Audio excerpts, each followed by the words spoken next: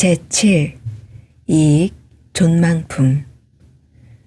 죽은 이와 산 사람을 함께 이익되게 함.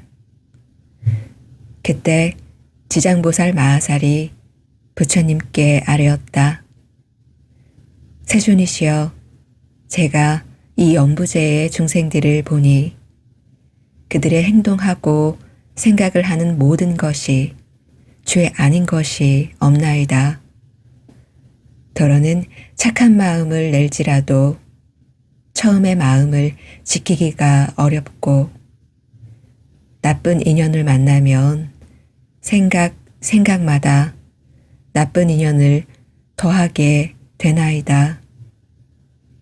이러한 사람들은 마치 무거운 짐을 지고 지냇길을 걷는 것과 같아서 갈수록 몸은 지치고 짐은 무거워지며 발은 깊은 수렁으로 깊이 빠져 들어가는 것과 같나이다.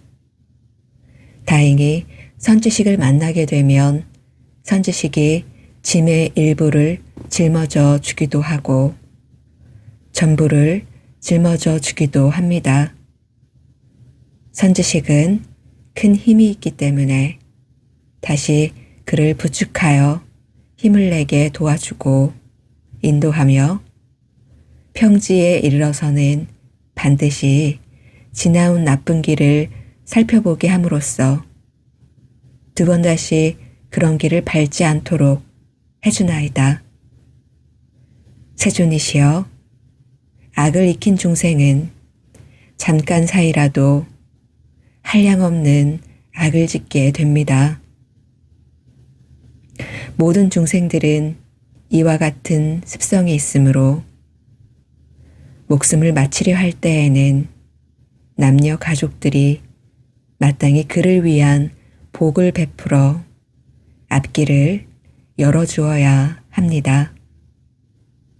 이때 깃발과 일산을 걸고 등불을 밝히거나 존귀한 경전을 읽기도 하며 부처님과 모든 성인의 존상 앞에 공양을 올리며 나아가 부처님과 보살님과 벽지부를 생각하면서 한 분 한 분의 명호를 분명히 불러 임종하는 사람의 귀에 들리게 하거나 마음에 새겨지도록 해야 합니다. 그렇게 하면 자신이 지은 악업으로 반드시 악도에 떨어지게 되어 있는 중생일지라도 가족들이 그를 위해 짓는 성스러운 인연 공덕으로 모든 죄가 다 소멸됩니다. 또한 그가 죽은 뒤 49일 안에 가족들이 여러 가지 좋은 공덕을 지어주면 그 사람은 영원히 악도를 여의고 인간 세상이나 천상에 태어나 뛰어나고 묘한 즐거움을 받게 되오며 현재의 가족들도 한량없는 이익을 받게 됩니다. 그러므로 제가 이제 부처님을 모시고 천, 용 등의 팔부신중 사람과 사람 아닌 무리들이 함께 모인 이 자리에서 저 연부제 중생에게 임종하는 날에는 산 목숨을 죽이거나 악한 인연 짓는 것을 삼가하고 귀신과 도깨비들에게 제사 지내거나 예배하여 구하지 말 것을 권합니다. 왜냐하면 살생하는 일과 귀신의 제사 지내는 일 등은 죽은 사람에게 털끝만큼의 이익도 되지 않을 뿐더러 죄만 더욱 깊고 무겁게 할 뿐이기 때문입니다. 서로 내생이나 현생에 성스러운 인연을 만나 인간과 천상에 태어날 수 있게 된 이라 할지라도 임종하는 날에 가족들이 악한 일을 행하면 목숨을 마친 사람이 그 재앙에 대해 변론을 하느라고 좋은 곳에 태어나는 것이 늦어지게 됩니다. 하물며 임종하는 사람이 살아생전에 조그마한 성근도 지은 적이 없으면 자신이 지은 업에 의해 스스로 악도에 떨어지게 되어 있는데 가족들이 다시 업을 더 무겁게 해서야 되겠나이까?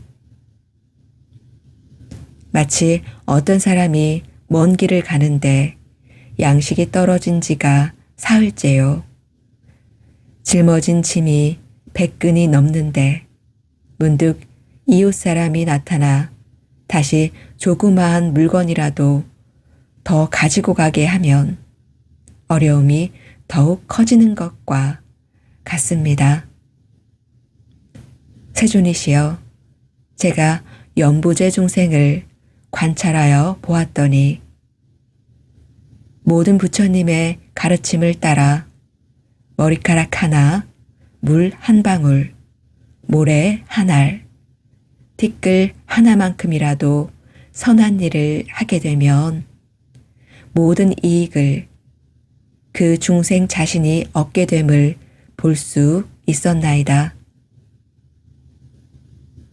이와 같이 말씀하실 때 이 법회에는 말을 아주 잘하는 대변이라는 한 장자가 참석하고 있었다. 이 장자는 오래전에 이미 남이 없는 법을 얻어 시방세계의 중생들을 교화, 제도하였으며 지금은 장자의 몸을 나타내고 있는 분이었다.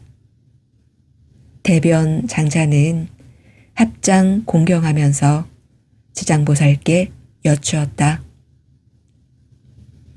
지장보살이시여, 이 연부제의 중생이 목숨을 마친 뒤에 그의 가족들이 죽은 이를 위하여 공덕을 닦아주거나 죄를 베풀어 여러 가지 선한 일을 하게 되면 목숨을 마친 그 사람이 큰 이익을 얻어 해탈을 할 수 있나이까?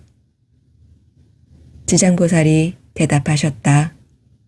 장자시여, 내가 지금 현재와 미래의 모든 중생들을 위하여 부처님의 위실력을 받들어 간단히 그 일을 설명하오리다.